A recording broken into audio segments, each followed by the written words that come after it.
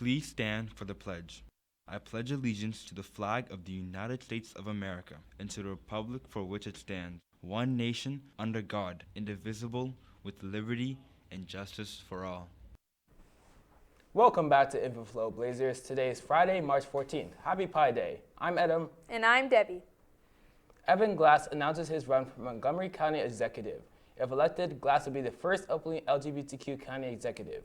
His priorities include housing affordability, transit equity, climate change, and pushing back against the Trump administration. Glass currently chairs the Council's Transportation and Environment Committee and has served on the Council since 2018.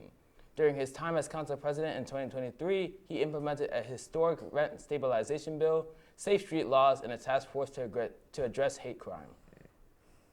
A cat named Aggie has been reunited with her 82-year-old owner, Catherine Kiefer. The cat was feared dead for 2 months after the Palisades wildfire in Los Angeles left her family's home in ashes. Over the weekend, after a call from the West Los Angeles Animal Shelter, the two were reunited. The TikTok that shared their reunion quickly garnered more than 1 million likes, with the family's GoFundMe campaign for Aggie's vet bills topping $21,000 by Tuesday afternoon. The family will officially be reunited with Aggie when she is released from the hospital on Thursday. On Wednesday, students from Blair bands, including the marching band and wind ensemble, filled in for the University of Rhode Island pep band at the school's men's basketball game. The University of Rhode Island Rams went against the Fordham Rams for the Atlantic 10 Conference Tournament and lost the game 71-88.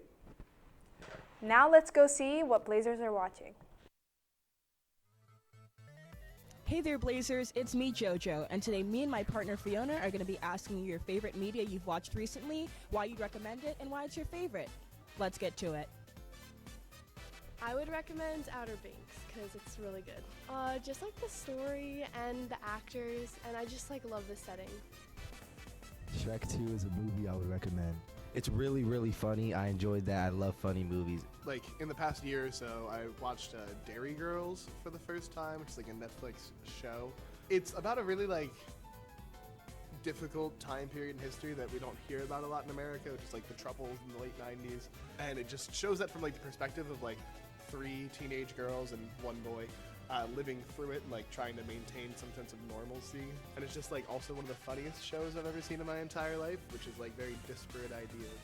Ooh, I think Pope because he's really smart and keeps all the characters out of trouble because they're always making really dumb decisions.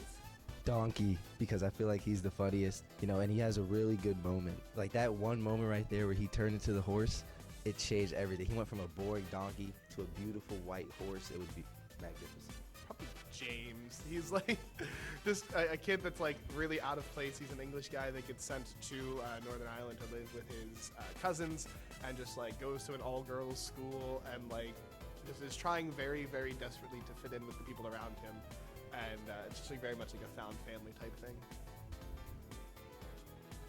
I suppose it's only fair Fiona and I get to have a contributing message as well. Anyone who knows me knows that by far my favorite show is Arcane League of Legends on Netflix. The storytelling is immaculate, the music makes my knees buckle, and anyone who's a fan of art or animation will find themselves binging the series in only a weekend.